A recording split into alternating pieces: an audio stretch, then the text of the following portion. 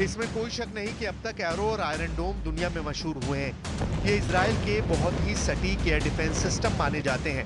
Iron डोम ने अब तक हमास की तरफ से दागे गए हजारों रॉकेटों को मार गिराया है, लेकिन उसके सामने अब बड़ी मिसाइलों का चैलेंज है जो ईरान के पास भी है। इसके अलावा लेबनान में हिजबुल्ला और यमन में हूती दोनों के पास बैलिस्टिक मिसाइल हैं, लेकिन उनके खिलाफ 100% वाली गारंटी अब इजराइल के पास नहीं रह गई है। इसराइल को मालूम है कि सिर्फ ईरान ही नहीं बल्कि दक्षिण में यमन की तरफ से भी खतरा है और उत्तर में हिजबुल्ला की तरफ से भी मिसाइल हमले होंगे, क्योंकि हिजबुल्ला ने पिछले कुछ साल में ऐसे हथियार बनाए हैं जो इसराइल की रेंज तक मार कर सकते हैं।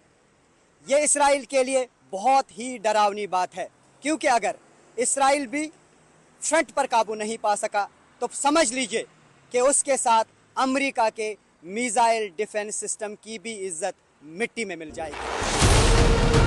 अमेरिका के थार्ड मिसाइल सिस्टम को बैलिस्टिक मिसाइलों को मार गिराने के लिए 1987 में तैयार किया गया था। थार्ड का रडार आसपास की मिसाइल को उसकी लॉन्चिंग स्टेज में ही पकड़ लेता है और टारगेट को शुरुआत में ही खत्म कर देता है। युद्ध के हालात में इस सिस्टम को सिर्फ 5 मिनट में एक्टिवेट किया जा सकता है। अमेरिका के एक थार्ड मिसाइल डिफेंस की एक बैटरी यानी 6 लॉन्चर्स के साथ इस सिस्टम की कीमत 25,000 करोड़ रुपए है। सऊदी अरब ने 2018 में अमेरिका से 44 थार्ड लॉन्चर और मिसाइल खरीदने के लिए एक समझौता किया था। इस सौदे की कीमत 1.25 लाख करोड़ रुपए के करीब थी। इस तरह आप अंदाजा लगा सकते हैं कि अमेरिका का ये मिसाइल डिफेंस सिस्टम कितना महंगा है और हर देश ऐसे सिस्टम को खरीदने की हैसियत नहीं रखता। ईरान को भी जरूर डर सता रहा होगा कि इजराइल अब अमेरिका के इसी एयर डिफेंस सिस्टम से उसकी मिसाइलों को रोक लेगा। ऐसे में पश्चिम एशिया में बैलेंस ऑफ पावर यानी शक्ति संतुलन में इजराइल बाजी मार लेगा। ईरान के इस खौफ को लेकर इलाके में तनाव बहुत ज्यादा बढ़ना तय है। यही वजह है कि थार्ड मिसाइल सिस्टम की वजह से ईरान ही नहीं रूस भी तनाव में है। पुतिन को भी फिक्र होगी कि अब ईरान इजराइल की टक्कर को बराबर का कैसे बनाया जाए। इसके मुकाबले में रूस का S-400 एयर डिफेंस सिस्टम जो थार्ड की तरह इंटरकॉन्टिनेंटल बैलिस्टिक मिसाइल को रोकने में उतना कामयाब नहीं कहा जाता, लेकिन थार्ड के मुकाबले में वो ज्यादा सस्ता ऑप्शन माना जाता है। कहा जा रहा है कि ईरान में इस वक्त रूस का S-400 सिस्टम तैनात है ताकि इजराइल के किसी भी एयर अटैक को रोका जा सके।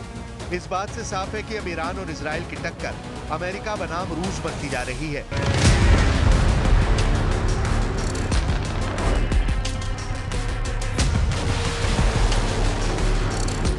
S-400 के मल्टी लेयर मिसाइल डिफेंस के मुकाबले थार्ड सिस्टम बैलिस्टिक मिसाइलों को उनकी उड़ान के शुरुआती दौर में ही गिराने का दावा करता है।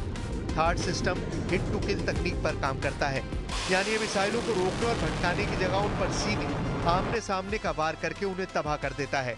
इजराइल के पास अपना एयर और मिसाइल डिफेंस सिस्टम है। अमेरिका का पैट्रियट सिस्टम भी इजराइल के पास है, लेकिन बावजूद इसके ईरान की कई मिसाइलों को वो इंटरसेप्ट नहीं कर सका। इसलिए third missile defence system America की इज्जत का भी सवाल है। अगर अगले हमले में इन सब सिस्टम के बावजूद ईरान की मिसाइलें नहीं रुकी तो अमेरिका की साख और उसके मिसाइल डिफेंस सिस्टम पर सवाल उठना लाजमी है। थार्ड को लेकर खबर ऐसे वक्त में आई है जब ईरान और रूस के राष्ट्रपति की मीटिंग हो चुकी है। पुतिन और पेजेश्कियान दोनों बोल चुके हैं कि रूस और ईरान एक साथ हैं, दोनों मिलकर काम कर रहे हैं। पुतिन और पेजेश्कियान के बीच तुर्कमेनिस्तान में हुई मुलाकात से जाहिर है कि सबसे ज्यादा टेंशन अमेरिका और इजराइल को ही होगी। همکاری‌های دو کشور برای ما یک اولویت است они развиваются очень успешно. و خیلی خوب توسعه می‌یابد. В этом году мы наблюдаем рост товарооборота. موضع‌گیری‌های ما در دنیا خیلی به همدیگه نزدیکتر از دیگران هست. Должны будут там подписаться, мы сделаем все для подписания этих документов.